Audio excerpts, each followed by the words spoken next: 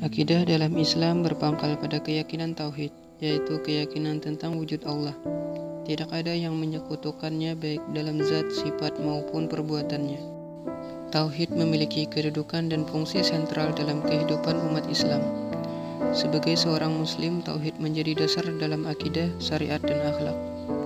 Sebagai dasar dalam akidah, maksudnya seorang muslim harus percaya bahwa Allah yang Maha Esa menciptakan dan menghendaki semua yang terjadi di alam ini. Allah yang menciptakan para malaikat, kitab-kitab, para rasul, hari kiamat, qada dan qadar, dan semua yang ada di alam semesta beserta isinya.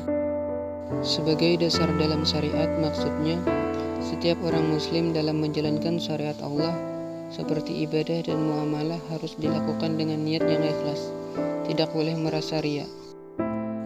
Kemudian tauhid sebagai dasar dalam akhlak, maksudnya setiap orang muslim dalam berakhlak hendaknya berdasarkan Allah semata.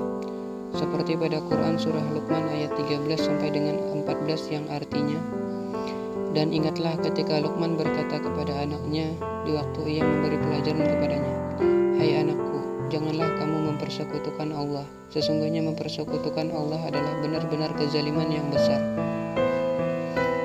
Dan kami perintahkan kepada manusia untuk berbuat baik kepada kedua orang tuanya.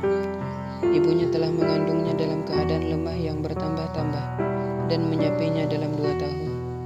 Bersyukurlah kepadaku dan kepada kedua orang tuamu, hanya kepadakulah kembalimu." Puncak keistimewaan yang akan diraih oleh orang-orang yang bertauhid adalah bahwa Allah Ta'ala akan memasukkan mereka ke dalam surga tanpa hisab dan tanpa azab. Keistimewaan ini hanya Allah Ta'ala janjikan bagi mereka yang benar-benar membersihkan, memurnikan, dan menyempurnakan tauhidnya. Untuk mewujudkan hal ini tentu bukan hal yang mudah. Untuk membersihkan dan memurnikan tauhid, ada 3 hal yang harus terpenuhi. Pertama, memiliki ilmu yang sempurna tentang tauhid, karena tidak mungkin seseorang membersihkan sesuatu tanpa terlebih dahulu mengetahui dan memahami sesuatu tersebut. Allah Ta'ala berfirman dalam Quran surah Muhammad ayat 19 yang artinya, "Maka ketahuilah bahwa sesungguhnya tidak ada sesembahan yang benar melainkan Allah saja." Dalam ayat ini Allah Ta'ala memerintahkan untuk mengilmui terlebih dahulu sebelum mengucapkan kalimat tauhid. Kedua, meyakini kebenaran tauhid yang telah diilmuinya.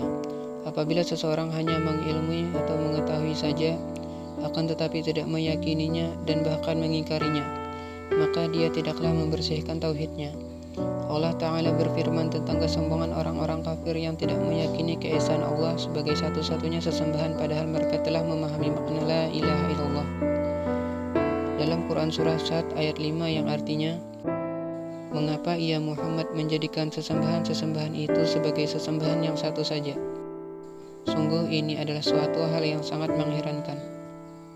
Ketiga, mengamalkan tauhid tersebut dengan penuh ketundukan.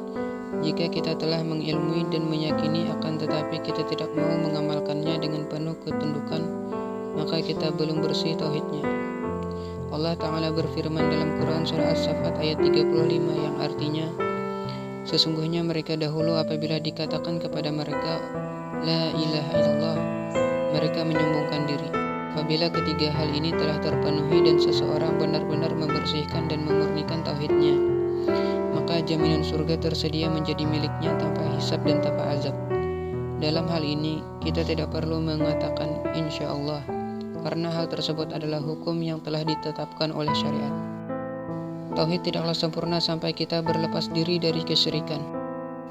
Salah satu konsekuensi dari tauhid adalah kita harus membenci, memusuhi, mengingkari, memisahkan diri, dan berlepas diri dari perbuatan syirik dan para pelakunya.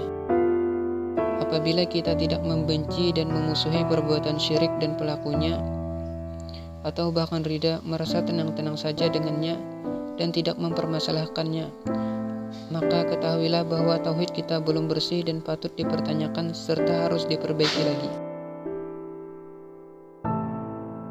Semoga kaum muslimin dapat merenungkan hal ini, dan semoga Allah Ta'ala memberikan kita taufik dan hidayah, sehingga kita dapat membersihkan dan menyempurnakan tauhid dalam diri kita masing-masing.